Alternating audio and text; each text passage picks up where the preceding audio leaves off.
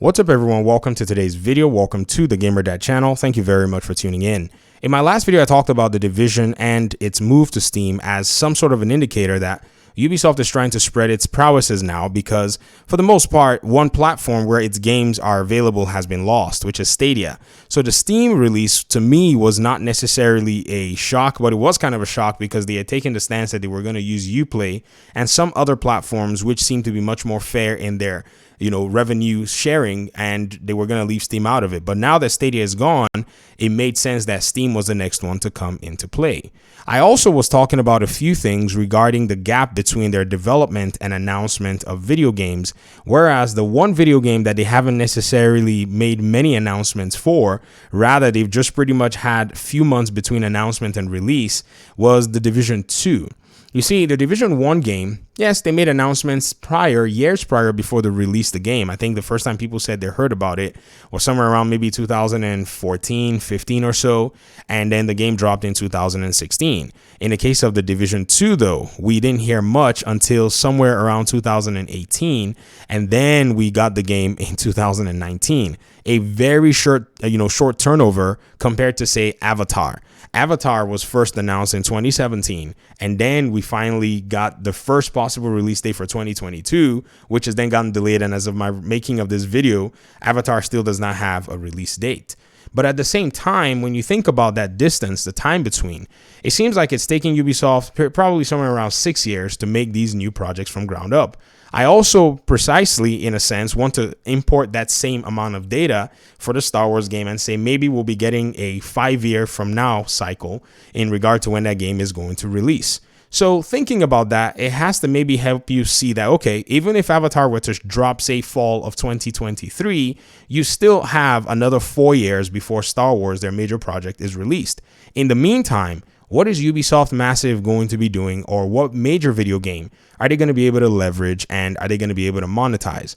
I strongly believe that there's a game in development right now in Ubisoft Massive, and even though it is a Division or not a Division game, it still makes sense based on a lot of things that we've seen. Now, let's just say it's not a Division game. Let's just say it is a game that Ubisoft owns the license to, which is my, closest theory. At the end of the day, there are still many markers that go into place. I remember a while ago, many of you may remember, many of you may not remember, I made a video asking where are the developers. This was a video I made about Ubisoft Massive and the developers. And in that video, I talked a little bit about Yannick and his position. I always talk about this. I keep reminding everybody about this because the pattern seems to be not necessarily too far from what we have in reality. And in that video, I talked a little bit about possibly Yannick was in charge of a project within the studio that was going to be custom, or I would say a original IP for Ubisoft, and we were probably going to be seeing that IP very soon manifest itself.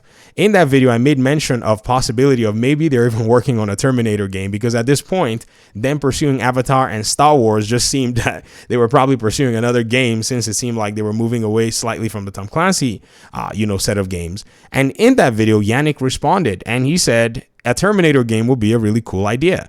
I think that was actually a cheeky way of saying, well, this sounds like a really fun idea that maybe, anybody can pursue, but I don't know if I would say or go as far as say he was given a hint that something was in the background, but I thought it was really interesting that the developers are listening to their community and even responding in fun ways. Nothing, I don't want to throw conjecture out there and say, oh, this must be confirmation. No. But at least it may show something that I think a lot of people are, in a sense, ignoring. Now, the need for gamers to want new content in a game can be, very strong. Many people have said, there's just been no content for The Division. It's been a game that's been dry for a long time. We're going through this dry spell. Some people are saying, oh, this is laughable. It's a joke and blah, blah, blah. But a lot of these people fail to realize that a game like The Division is a game that is a very ambitious and very, very bulky game. The PlayStation 4 version barely could run the base game at launch. How do you expect any more DLC to run right now, even when the PlayStation 5 versions and the PC versions are crashing, especially for the PlayStation folk? I mean, some of you have reported that once you go to New York, it's hard for your map to load and it's hard for your game to even do anything else. I have a feeling that the game is reaching some technical limitations in terms of its development, and possibly an overhaul for, say, a new game is pretty much in order. So this is why I think that a new game is probably being developed, and the likelihood will be to be a Division game because it's in the Ubisoft pipeline. It's something that has the Tom Clancy name, which would give Ubisoft all the profits.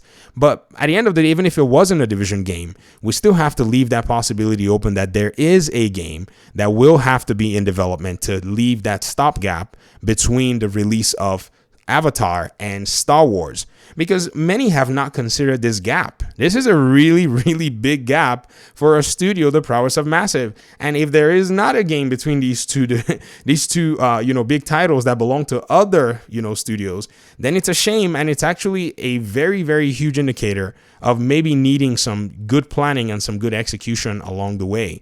But I doubt Ubisoft is going to leave that gaping hole. You guys know how fast this publisher is able to iterate sequels and sequels upon sequels.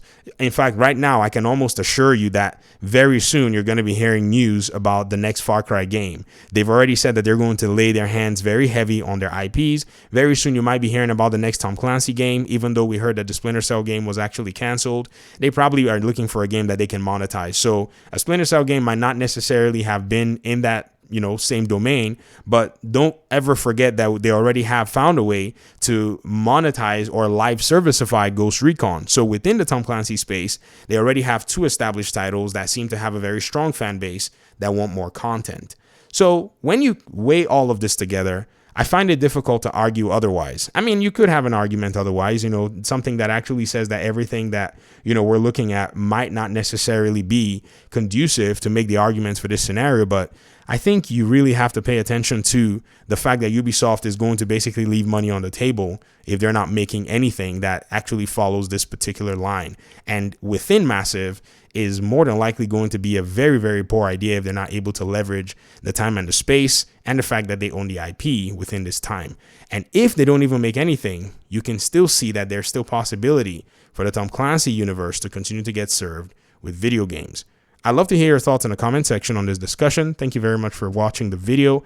I really appreciate you guys' time and audience. And, thanks so much for continuing to make these conversations very interesting. I like to have them with you guys. You guys are super cerebral and you think through these things very carefully. So that's really cool. Thanks once again. Peace out.